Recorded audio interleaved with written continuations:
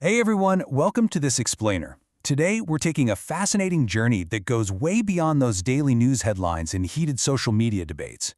We're going to explore the core philosophy, the absolute foundational tenets that literally shape the lives of over 1 billion people across the globe. So imagine you meet a Muslim and ask them one simple question.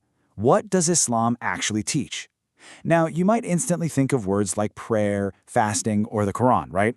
But what does the faith truly mean beyond just a checklist of religious practices?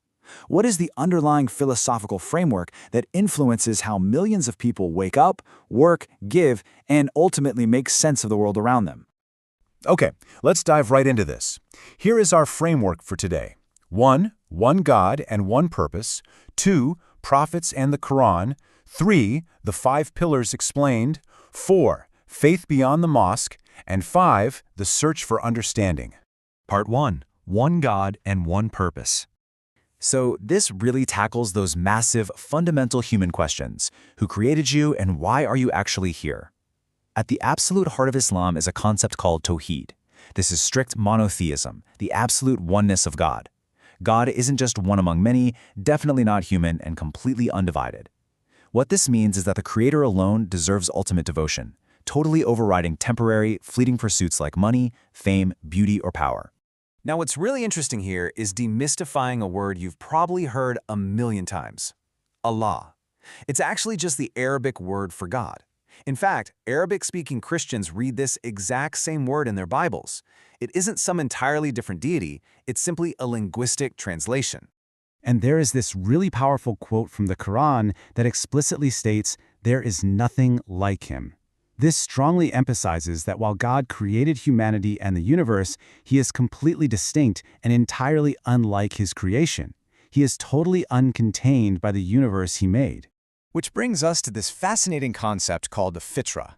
Basically, Islam teaches that we are all born with this natural inner compass that naturally searches for meaning and recognizes a creator. We are literally wired to search for a higher spiritual purpose. This suggests that material success alone, well, it's never going to fully satisfy the human soul. Part 2. Prophets and the Quran. So, if there is just one creator, how did he actually communicate with humanity over time? Well, through messengers. And this next point actually surprises a lot of people. Muslims have a profound, deep reverence for Jesus, who is known as Isa. They completely believe he was miraculously born to Mary and that he was the Messiah. The core theological difference from Christianity is purely about divinity. Islam views Jesus as a mighty, incredible prophet and a part of creation, but not God incarnate. Then, of course, there is the Quran, which is believed to be the final, ultimate revelation given to Prophet Muhammad. And here's the thing, it doesn't demand blind, thoughtless faith. Actually, it's quite the opposite. It actively challenges humans to observe the natural world, really engage their intellect, deeply consider life and death, and spark genuine internal reflection and conversation. Part 3. The 5 Pillars Explained. Let's move to and see how this builds, because this brilliantly illustrates how philosophical belief literally transforms into tangible, daily action. First up is Shahada, the core declaration of faith that completely shifts your worldview. Second is Salah, the 5 daily prayers that build incredible discipline. Third is Zakat, a required charity reminding believers that wealth is ultimately a trust. Fourth is Psalm, fasting during the month of Ramadan to actively develop empathy and self-control. And fifth is Hajj, the pilgrimage to Mecca that completely strips away all social status to demonstrate profound human equality. I want to just pause on this contrast for a second. Think about the exhausting, non-stop chaos of modern life. The deadlines, the bills, the traffic, those constant smartphone notifications going off. Now contrast that with Salah.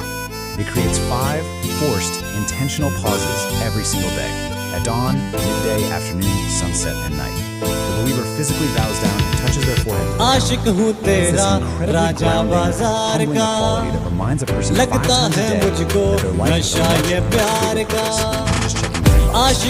Part 4. Faith beyond the mosque. You see, Islam isn't just confined to a prayer. It asks a really crucial question. What does your belief actually do to your character? Take the highly misunderstood term jihad, for example. While it's so often reduced by headlines to just meaning holy war, its actual Arabic root simply means striving or exerting effort.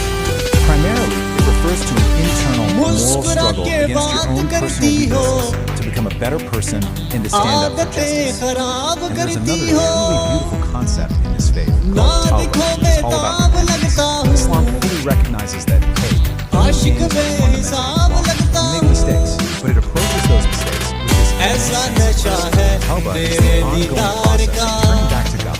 आशिक हूँ तेरा राजा बाजार का लगता है मुझको नशा ये प्यार का That is such an encouraging takeaway. जिंदगी हसीन लगती है Bad decisions absolutely जब do ये not have to जालिम define प्यार your होता future in the है eyes of God.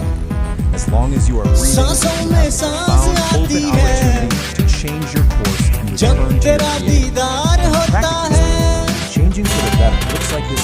नखरा है ऐसा मेरी सरकार का Kindness, आशिक हूँ तेरा राजा बाजार का giving voluntary लगता है मुझको नशा ये प्यार का acting with justice in private when absolutely no one else is watching. Because if you नखरा इसका originate टॉप पर आती है टिकटॉक पर नैनो से है नैन मिलाती लड़कों के है दिल जलाती पिंडी में है चर्चा इसका नीरा जितना खर्चा इसका मैंने बोला इसको मेट्रो में बिठाऊंगा कैपिटल ले जाऊंगा F7 भी घुमाऊंगा मोनाल भी दिखाऊंगा सेंटोरस भी ले जाऊंगा आशिक हूँ तेरा राजा बाजार का लगता है मुझको नशा ये प्यार का every single action matters. Islam clearly teaches that death is not the end. Humans will be resurrected to stand before God for a balance of perfect justice and mercy. This core belief in an afterlife and eternal accountability, it gives serious weight to all those everyday moral decisions. How you treat your parents, your business ethics, even your completely hidden actions. None of it is lost.